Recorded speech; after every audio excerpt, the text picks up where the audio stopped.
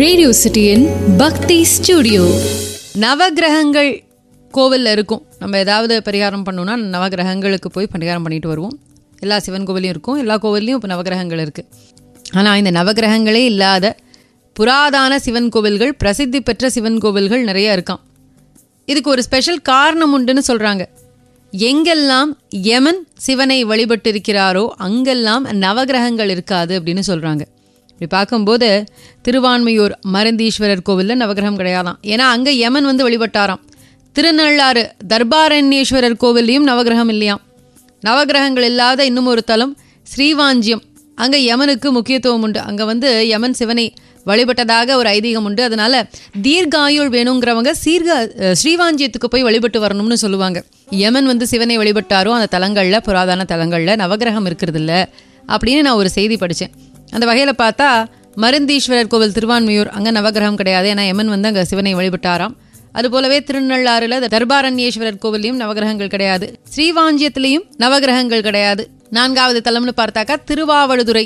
அதே போல திருப்பைஞ்சீலி, வாழை மரத்தை தலவிருட்சமாக கொண்ட சிவஸ்தலம் இது. திருச்சிக்கு பக்கத்தில் இருக்கக்கூடிய இந்த தலத்திலையும் நவகிரகங்கள் கிடையாது.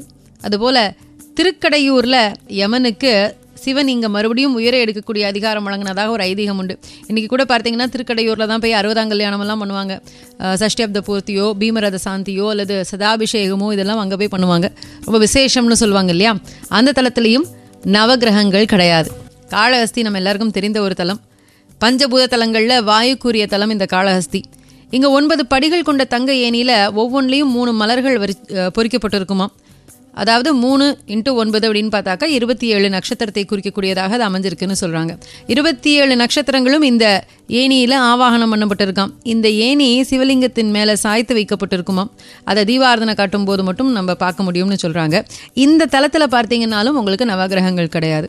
அது மாதிரி திருமுழப்பாடி, திருவையாருக்கு பக்கத்தில் இருக்கக்கூடிய தலம், அங்கேயும் நவகிரக சன்னதி கிடையாது.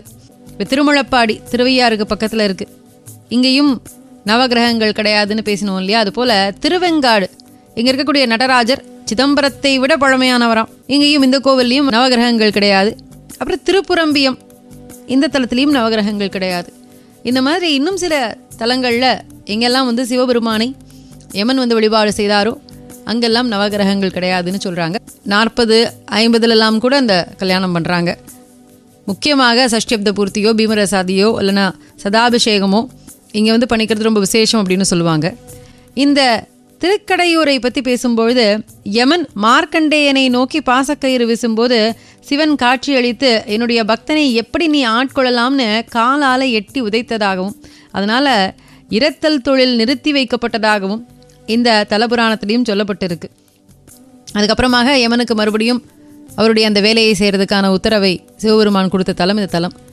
காலசம்ஹார மூர்த்தியாக இங்கே காட்சி கொடுப்பார். நீங்கள் அந்த கோவிலுக்கு போயிருந்தீங்கன்னா தெரியும், அந்த சிவனுக்கு கீழே காலசம்ஹார மூர்த்தி கோலத்தில் நம்ம அதை பார்க்க முடியும். அதை தகடு போட்டு மூடி வச்சுருப்பாங்க. தீபாரதனையெல்லாம் காமிக்கும்போது நமக்கு அதை நகர்த்தி காமிப்பாங்க. ரொம்ப விசேஷமான ஒரு தலம். தீர்க்க ஆயுள் வேணும் அப்படின்னு சொல்கிறவங்க இந்த தலத்தில் போய் வழிபட்டு வருவாங்க சிவபெருமானை. ரேடியோ சிட்டியின் பக்தி ஸ்டுடியோ.